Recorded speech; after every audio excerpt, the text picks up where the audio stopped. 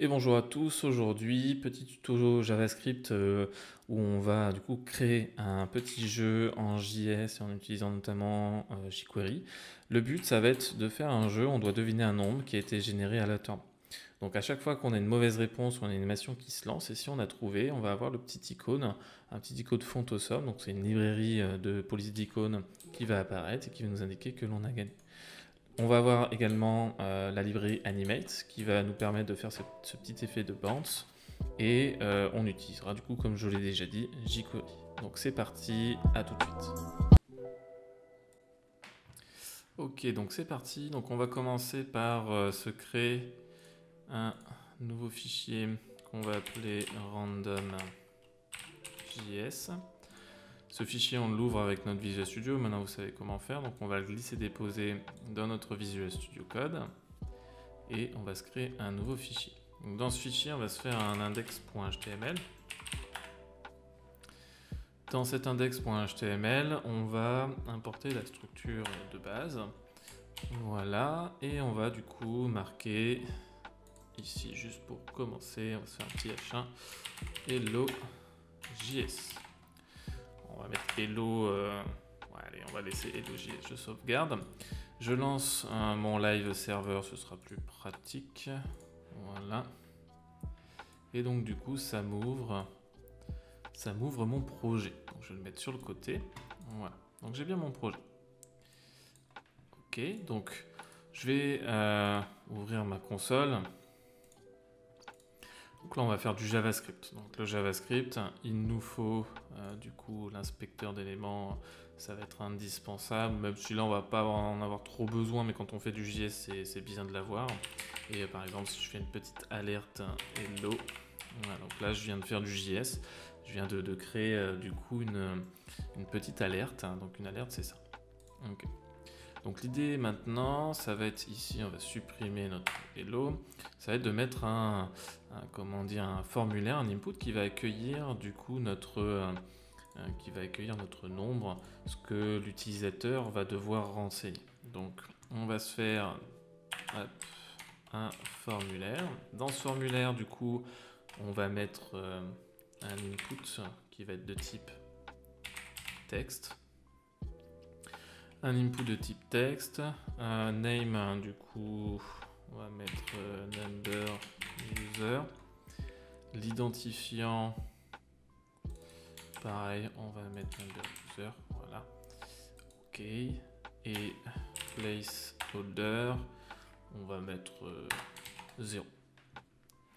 Voilà. Très bien.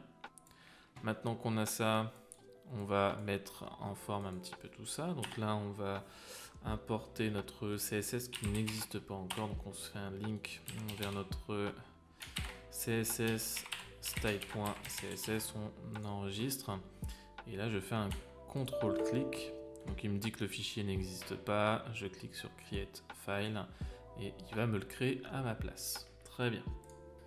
On va maintenant appliquer notre CSS. Donc on va sélectionner du coup notre body, on va lui appliquer un background color. Pour la couleur, on va se rendre sur Flat UI Color. Voilà. On va sélectionner cette couleur là. Hop, je la colle, j'enregistre et j'ai bien ma couleur. Une fois que j'ai ma couleur, ce que je veux, c'est positionner mon formulaire du coup au centre. Donc ce que je vais faire, c'est que je vais faire un display flex. Justify content, je le mets en center, j'enregistre, il est bien au centre. Et maintenant, je voudrais l'aligner au centre également. Donc là, je vais faire un aligne item center et je vois que ça ne change rien. Alors pourquoi ça ne change rien? Si j'inspecte mon élément, je vois que mon formulaire ici, du coup, que mon body et mon formulaire font exactement la même hauteur. Ce qui fait que là, je centre mon formulaire sur lui-même, tout simplement, puisqu'il fait la même hauteur que mon body. Donc il faudrait que mon body soit beaucoup plus grand. Donc si je mets un height 600 pixels, par exemple, vous voyez que là, ça va se centrer par rapport à 600 pixels. Maintenant, si je mets un height de 100 VH pour view height, donc du coup là, je vais utiliser la hauteur totale de mon navigateur. Et là, je vois que ça se centre vraiment au centre de mon navigateur. Donc là, j'ai un petit scroll. C'est très bizarre d'ailleurs, c'est pas grave, on va mettre un overflow hidden pour enlever ce scroll. Et j'ai bien du coup mon formulaire au centre. Donc maintenant, ce que je vais faire, c'est que je vais venir sélectionner mon input. Cet input, je vais lui appliquer un font size. On va mettre 10 EM. C'est peut-être un peu beaucoup. Alors, text line, on va le mettre en center. Ok, non, c'est très bien. On va mettre un width de 100 pixels pour voir ce que ça donne. Voilà. Ok. Et donc là, j'ai mon élément qui est bien au milieu. Ce qu'on va faire, c'est qu'on va enlever les bordures. On va mettre none. Voilà. Le background color, on va le mettre un petit peu transparent. Alors RGBA, ok. Tac, et on va appliquer du blanc. Et on va mettre 0.4. On peut même mettre là. Ok. Donc l'idée, là vous voyez quand je clique, j'ai les bordures qui se mettent. On va mettre un outline none. Voilà. Ok. Donc maintenant que j'ai ça,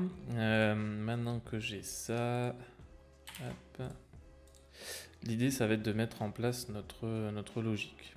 Donc pour ça il va nous falloir du JavaScript. Donc on va importer notre JavaScript.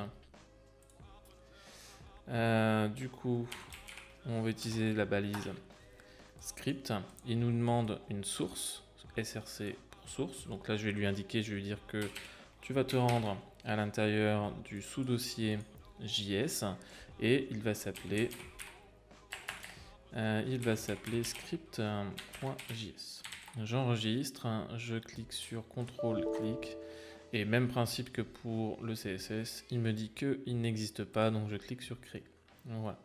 Je fais un petit test, alerte,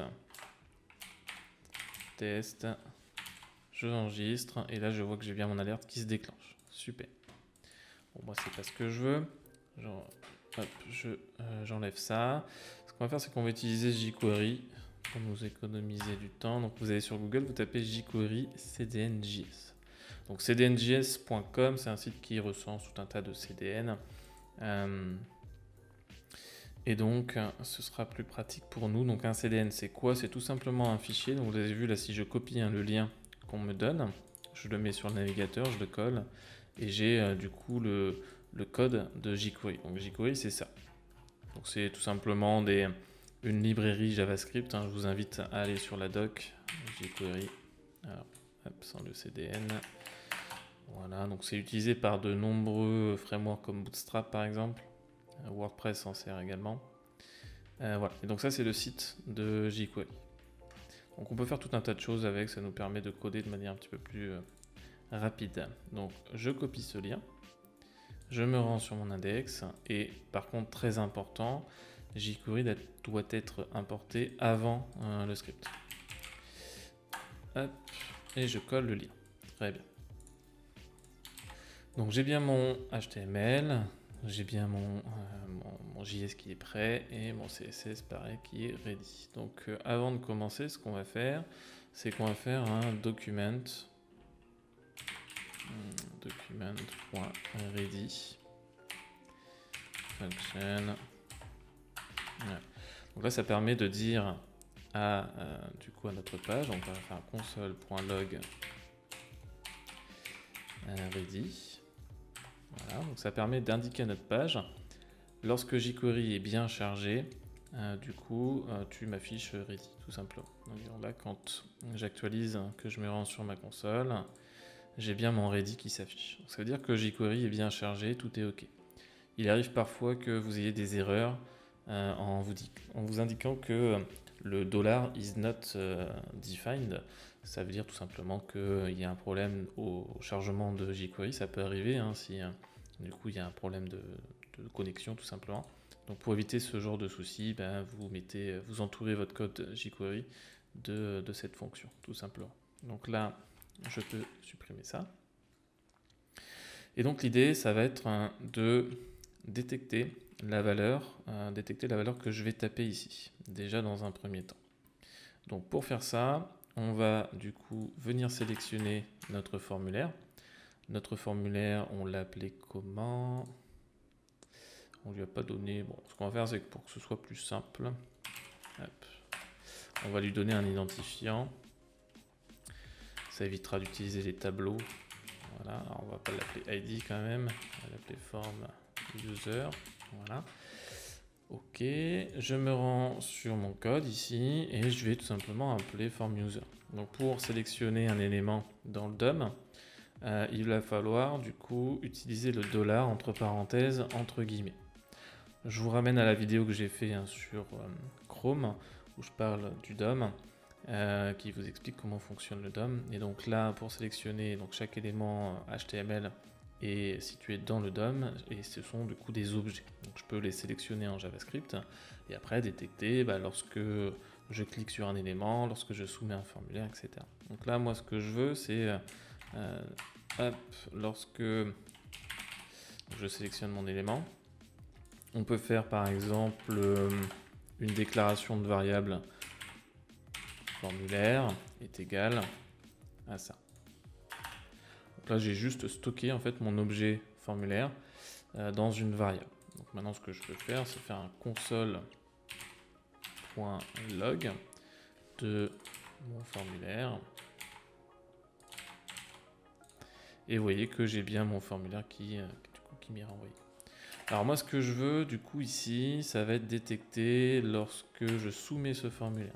Donc je fais un .on et je vais mettre du coup submit. Lorsque je soumets ce formulaire, je vais lancer une fonction.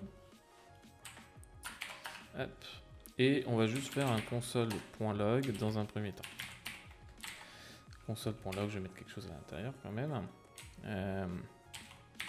Submit. Donc je me rends au niveau de mon formulaire, pas besoin de mettre de valeur, hein, j'appuie juste sur entrée et je vois que ça recharge ma page.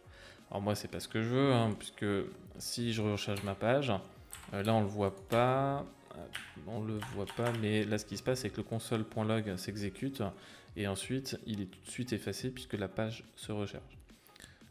Donc ici je vais capturer l'événement et je vais faire un prevent default. Je sauvegarde, j'actualise, j'appuie sur entrée, alors ça n'a pas été pris en compte.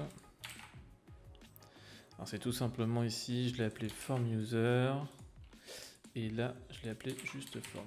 Voilà, je sauvegarde, j'appuie sur entrée, donc la soumission d'un formulaire peut se faire via un bouton, ou sinon sur la touche entrée. Et là je vois que quand j'appuie sur entrée, donc je soumets mon formulaire, et j'ai bien submit qui s'affiche, très bien. Maintenant, ce que je veux, c'est pas afficher submit. Ce que je veux, c'est afficher la valeur. Donc pour ça, je vais tout simplement venir sélectionner mon input. Alors je vais prendre mon input de type texte. On va le sélectionner comme ça, type texte, et je vais prendre sa valeur. Donc on va faire .val. Ça, on va le mettre dans une variable, un let user value est égal. Et on va faire un console.log de user value. J'enregistre, je mets 3 par exemple, j'appuie sur entrée et j'ai la valeur 3 qui m'est renvoyée. Donc là, attention, la valeur qui est ici est une valeur en chaîne de caractères. Vous voyez, elle est grisée. Si je mets une valeur numérique, c'est du coup en bleu. Si je mets ici Thomas, vous voyez que la valeur du coup est en gris. Donc moi je vais devoir comparer une valeur numérique qui va être générée, vous allez le voir par un script, et pour bien les comparer, on aura un problème puisque ici on va comparer une chaîne de caractères et une valeur du coup numérique, puisque par exemple si je prends 1 est égal à 1 et que j'appuie sur entrée, il va me renvoyer true. Donc ça veut dire que là, lui, il considère que ces deux éléments sont égaux. Par contre, si je fais 1, 3 égale 1, là on va avoir false qui nous est renvoyé, puisque du coup le type n'est pas le même. Donc il y a un concept de typage en JavaScript, et c'est hyper important à comprendre comme concept. Je vous mettrai des liens dans la description pour vous renseigner sur tout ce qui est type, mais ça peut vous poser quelques soucis au niveau de votre logique de code, donc faites attention à ça. Si je fais 1 plus 1 par exemple, ça me renvoie 11. Donc faites attention, vous voyez là, le code, pour lui tout est ok, mais la logique n'est pas du tout là. Enfin bref, du coup on va se concentrer sur ça. Je retourne à la ligne. Et ce qu'on va faire, c'est que maintenant qu'on a notre valeur, donc on avait dit que ça allait nous poser un problème. Donc ici on va faire un parse int. Voilà. Et donc maintenant, si je mets 5 par exemple, que je soumets mon formulaire, il ne me renvoie rien, c'est normal puisque j'ai enlevé mon console.log. Alors ce que je vais faire, c'est que je ne vais pas m'embêter, je vais tout simplement afficher la variable ici. Donc c'est user value. Ah, il ne veut pas user value. Bon, c'est pas grave, on va faire un console. .log. Alors décidément.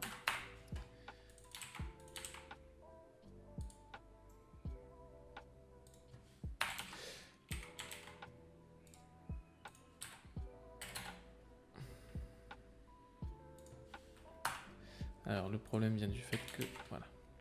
Donc je mets 5, j'appuie sur entrée et je vois que j'ai bien mon 5 qui est bien du bon typage. Très bien. Donc l'idée maintenant, ça va être de générer un nombre aléatoirement et de permettre à l'utilisateur de deviner ce nombre. Donc on va aller un petit peu plus haut, on va se créer une variable du coup let robot number est égal.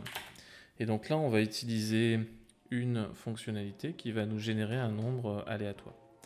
Donc on va l'appeler plutôt random number.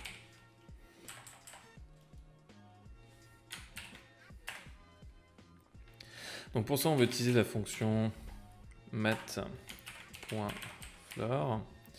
mat.random.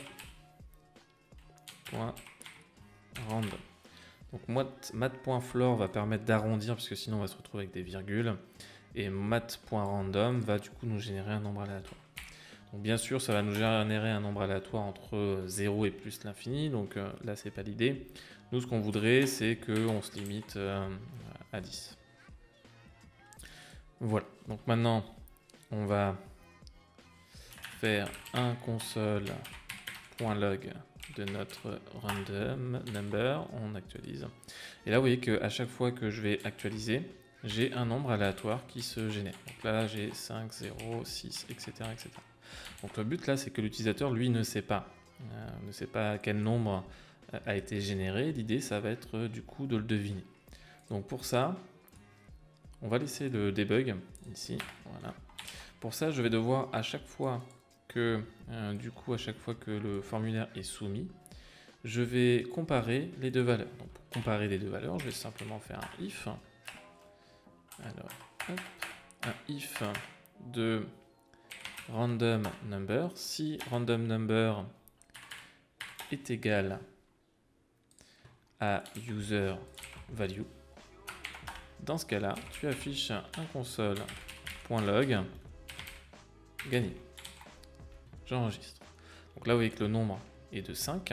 Si je mets 3, je n'ai rien. Si je mets autre chose, là, vous voyez qu'à chaque fois, je suis obligé d'effacer. Donc ce qu'on va faire, c'est qu'à chaque fois qu'on soumet le formulaire et que la personne n'a pas trouvé, du coup, ce qu'on va faire, c'est que on va plutôt faire différent 2. Ce sera plus simple. Voilà. Donc si c'est différent 2, j'ai perdu. Et si j'ai perdu, ce que je vais faire, c'est que je vais prendre la valeur par défaut de mon input de type texte. Donc là, hop, je n'ai qu'à mettre ça dans une variable. Donc, hop, on va le mettre ici. On va mettre let input est égal à ça. Voilà. Et donc ici, on a juste à remplacer par la variable input. Donc, je vais prendre mon input et je vais lui dire que sa valeur va être vide. Hop, j'enregistre. Et donc là, si je tape 6, hop, je valide et à chaque fois, ça me reset mon formulaire. Très bien. Et donc à chaque fois, il me dit que j'ai perdu. Par contre, la valeur par défaut, c'est 0. Si je tape 0, il m'indique rien puisque je n'ai rien mis. Donc je vais mettre tout simplement ici if. On aurait pu mettre un else, mais on va faire ça comme ça. If donc la valeur random est égale à la valeur de l'utilisateur. Dans ce cas-là, j'affiche un console.log gagné. Je sauvegarde. Donc là, je perds, etc. Si je mets 1, ça m'affiche bien gagné. Donc ce qu'on va faire maintenant, c'est s'occuper un petit peu de l'apparence. Donc déjà, au niveau de notre input, ce qu'on peut faire, c'est mettre color. Et on va le mettre en blanc, ce sera mieux. Voilà. Ok. Très bien. Donc si l'utilisateur a perdu, ce serait bien qu'il soit au courant. Donc ce qu'on pourrait faire, c'est créer une classe error. Ok, donc on va appliquer à cette classe-là une couleur, on va prendre le rouge par exemple, et on va mettre background color en rouge. Ok, et donc il va falloir indiquer ça à l'utilisateur. Donc pour faire ça, on va prendre du coup ici, on va se positionner à cet endroit-là. Donc si l'utilisateur a perdu, on va venir sélectionner notre input, donc qui est juste là, et on va lui rajouter une classe. On va faire add classe, et là on va lui donner le nom de notre classe. Donc nous c'est error. On sauvegarde, on actualise. Et si je me trompe, je vois que ça se met en rouge. Bon, c'est un petit peu violent. Ce qu'on va faire, c'est qu'on va baisser un petit peu l'opacité. Voilà. Ce qu'on peut aussi mettre, c'est des bordures. On va mettre bordure de 2 pixels. Solide. Voilà. Ok. Bon. C'est... Hop. On peut mettre un border radius pour adoucir un petit peu. Border radius. Et on va mettre 10 pixels. Ok. Ce qu'on peut faire également, c'est mettre un petit peu de padding. On va mettre 10 pixels. Voilà. Hop.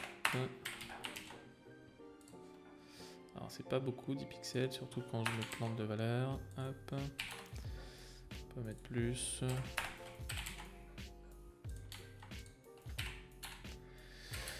Ok. Hop. Donc on a bien une couleur rouge qui s'affiche. Ce qu'on peut faire également, c'est donner un petit effet. Donc pour ça, on va utiliser la librairie Animate. Animate CSS. Voilà, donc vous vous rendez sur la doc. Voilà, donc c'est du coup une petite librairie CSS qui vous permet de jouer des animations. Donc là, par exemple, l'effet bounce comme ça, qui peut être sympa à nous à utiliser. Donc pour télécharger, du coup, on va cliquer sur Download CSS. Il vous ramène vers du coup le CDN. Donc nous, on va copier le CDN juste au-dessus. On se rend sur notre index. On va se mettre à cet endroit et on va importer du coup la librairie. Donc comment ça fonctionne? On va se rendre sur la partie GitHub. Voilà. On regarde un petit peu la doc, plus bas. Donc là, il nous explique comment ça fonctionne et notamment les usages en utilisant le JavaScript. Donc il nous dit que si on souhaite l'utiliser, on va ajouter des classes, notamment la classe Animate et l'effet que l'on souhaite ajouter. Donc là, c'est dans le cas d'utiliser du Vanilla.js, donc du JavaScript sans aucune librairie. Nous, on utilise jQuery, donc ce sera add class et non pas class list. Mais c'est pas grave, donc ce sera pareil. Ce qu'on va faire, c'est qu'on va aller ici et en plus de lui mettre une classe error. Du coup, on va lui rajouter une classe animate. Et une classe, du coup, nous, c'est bounce. Hop. Voilà, on sauvegarde. Maintenant, on se rend sur notre code. Et quand on se plante, alors quand on se trompe, du coup, est-ce que ça lui donne la classe error animated bounce? Ok, alors pourquoi ça ne s'anime pas du coup? Alors il ne veut pas s'animer. Il ne veut pas s'animer parce que le lien ne doit pas être bon ici. Donc on va taper animate cdnjs. Voilà, donc on va aller ici. Et du coup on va copier cette librairie là. Hop. Et on la colle. Je sauvegarde. J'actualise. Hop. Et là je vois que ça a bien fonctionné.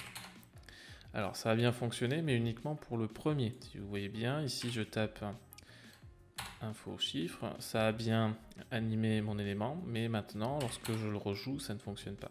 Alors pourquoi ça ne fonctionne pas? C'est parce que l'animation se joue au moment où on ajoute la classe. Mais une fois qu'on l'a ajoutée, la classe reste ici, puisqu'on a fait un add class. Donc il va falloir supprimer cette classe-là une fois qu'elle a été jouée. Pour faire ça, on va tout simplement utiliser les setTimeout.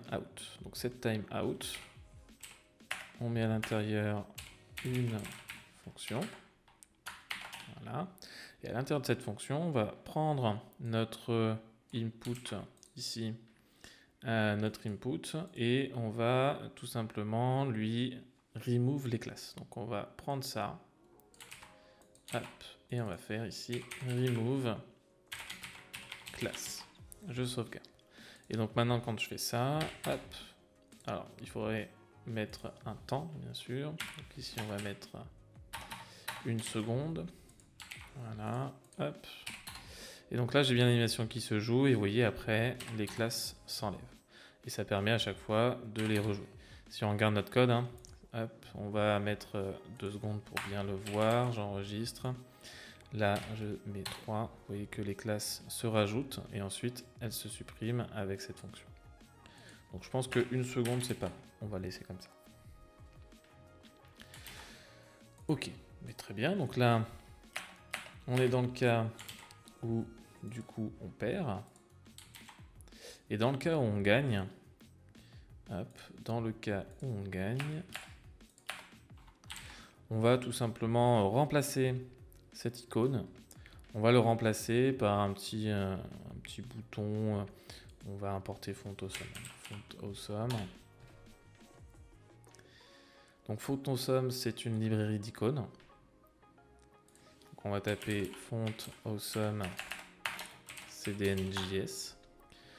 On va se rendre sur ce site et on va du coup prendre le all.min. Alors on va plutôt aller dans le CSS, all.min.css. Donc on copie, on se rend sur notre index et on va le mettre à ce niveau-là, link, et on le colle.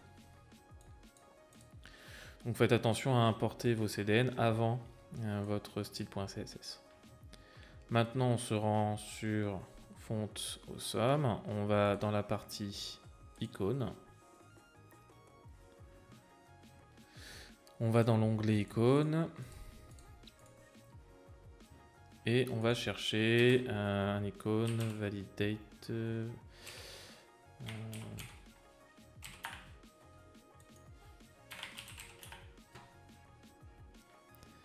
Alors il me dit qu'il ne le trouve pas. Success. Voilà, donc on va prendre cette icône là. Donc pour prendre un icône, je clique dessus.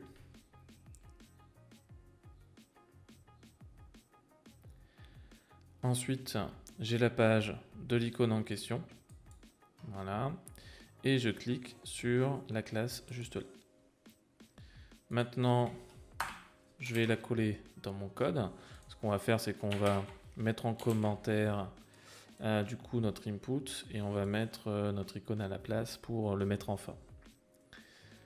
Pour commenter une ligne, vous appuyez sur CTRL 2 points. Je me rends sur mon code et je vois que mon icône est juste là. Donc, je vais prendre mon icône. Voilà, je vais prendre sa classe juste là. Je vais dans mon style.css et je vais du coup, pardon, je vais du coup lui appliquer un font size. Voilà, et une couleur en blanc. Ok. Et on a notre icône. Donc l'idée, ça va être de le faire apparaître.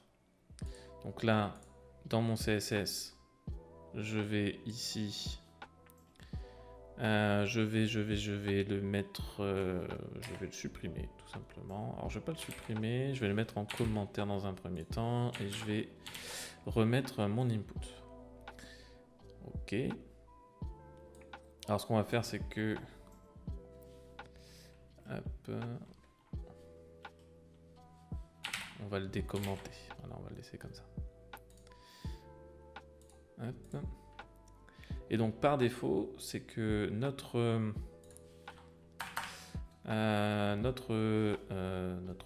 icône ici, que l'on va sélectionner d'ailleurs, on va prendre sa classe. Voilà, donc par défaut, il sera invisible. Donc ici, on va le mettre en display none. Ok, donc là, il n'est plus visible. Maintenant, si du coup, je gagne, je vais prendre mon icône. Donc faites attention à bien mettre le point. Le sélecteur qui est ici en jQuery, c'est la même façon de sélectionner qu'en CSS. Et je vais faire un point show. Je sauvegarde. Donc je vais essayer de gagner, donc ça va pas être très compliqué puisque je le débug. Si je clique sur 3, je vois qu'il apparaît. Alors c'est bien gentil, mais par contre j'ai toujours mon input ici. Donc ce que je vais faire, c'est que je vais sélectionner mon input qui est ici. Voilà, et je vais faire un point remove. Voilà. Donc j'appuie sur 4 puisque la réponse est 4, je valide et ça m'a supprimé mon formulaire, ça m'a fait apparaître du coup mon icône. Alors pareil, ce qui serait bien, c'est qu'il apparaisse d'une manière un petit peu plus fun. Donc on va se rendre sur Animate et est-ce qu'il n'y a pas quelque chose de plus sympa? C'est peut-être un peu trop. Voilà. Ok, bah tiens, on va prendre ça. Donc on va, du coup, une fois qu'il est en show, on va le prendre ici. On aurait pu se créer une variable pour le stocker. Là, on va prendre directement comme ça et on va lui faire un add class. Et on va lui donner la classe animate et jack in the box. Ok, je sauvegarde. Je vais mettre 0 puisque c'est la bonne réponse et je vois que ça me met mon animation. Et voilà, c'est terminé pour ce tuto. J'espère que ça vous a plu. Ceux qui souhaitent améliorer ce tuto, il y a plusieurs solutions. Donc on pourrait créer un compteur qui compte le nombre de tentatives. On pourrait également limiter ce nombre de tentatives à 3 par exemple et proposer du coup de rejouer la partie. Donc n'hésitez pas à vous entraîner, à pratiquer, c'est comme ça qu'on apprend et moi je vous dis à très vite, ciao.